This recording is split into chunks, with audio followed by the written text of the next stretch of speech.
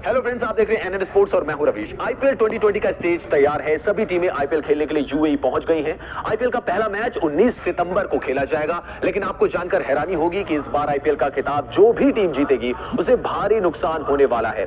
Champion को दूसरे number पर रहने वाली टीम और प्लेऑफ में अपनी जगह बनाने वाली टीमों को भी नुकसान होगा। लेकिन पूरा माजरा क्या है, आइए आपको बताते हैं।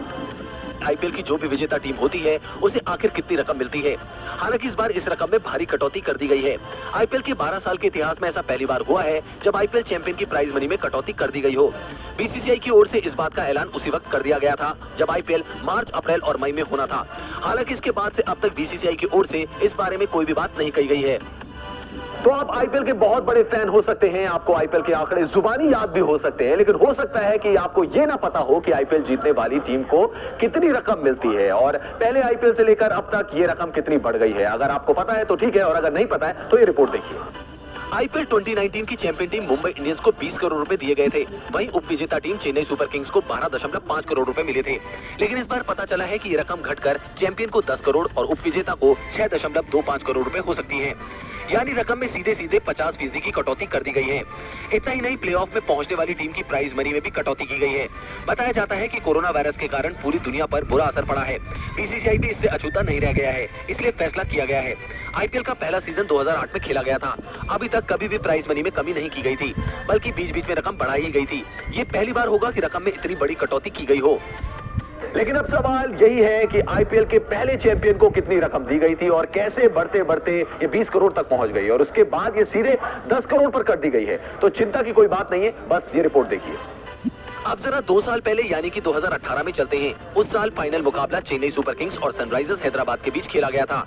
तब चेन्नई सुपर किंग्स ने सनराइजर्स हैदराबाद को 8 विकेट से हराया था। तब सीएसके को 20 करोड़ और एसआरएच को 12.5 करोड़ रुपए मिले थे। साल 2017 में फाइनल मैच मुंबई इंडियंस और राइजिंग पुणे सुपर जायंट्स के बीच खेला गया था। तब मुंबई इंडियंस ने पुणे को हराया था। उस साल मुंबई इंडियंस को 15 करोड़ और पुणे को 10 करोड़ रुपए की प्राइज मनी दी गई थी। इससे पहले साल 2016 में फाइनल मैच सनराइजर्स हैदराबाद और रॉयल चैलेंजर्स बैंगलोर के बीच हुआ था। सनराइजर्स हैदराबाद ने पहली बार फाइनल मुकाबला जीता था। तब भी सनराइजर्स हैदराबाद को 15 करोड़ और आरसीबी को 10 करोड़ रुपए दिए गए थे। तो आईपीएल चैंपियन को कई साल तक 15 करोड़ रुपए मिलते रहे। ये तो कुछ साल की बात हमने आपको बता दी, लेकिन उससे भी पहले से ये चला आ रहा था। चलिए अब उससे पहले की आईपीएल की रकम भी आपको बताते हैं। आईपीएल के 8वें सीजन का फाइनल मुंबई इंडियंस और चेन्नई सुपर किंग्स के बीच हुआ था। तब मुंबई इंडियंस ने चेन्नई सुपर किंग्स को हराया था और तब मुंबई को 15 करोड़ और चेन्नई को 10 करोड़ रुपए मिले थे। साल 2014 में कोलकाता नाइट राइडर्स ने खिताब जीता था। तब केकेआर को 15 करोड़ रुपए मिले थे। वहीं उप विजेता किंग्स 11 पंजाब को 10 करोड़ रुपए मिले थे। साल 2013 में भी मुंबई इंडियंस और चेन्नई सुपर किंग्स के बीच मुकाबला हुआ था। तब चैंपियन टीम मुंबई इंडियंस को 12.5 और चेन्नई सुपर किंग्स को 7.5 करोड़ रुपए मिले थे। आईपीएल जब पहली बार शुरू हुआ था तब चैंपियन टीम को 4.8 करोड़ रुपए दिए गए थे। इसके बाद धीरे धीरे बढ़ते बढ़ते ये पिछले साल 20 करोड़ तक पहुंचा था, लेकिन अब एक झटके से इसे आधा कर दिया गया है।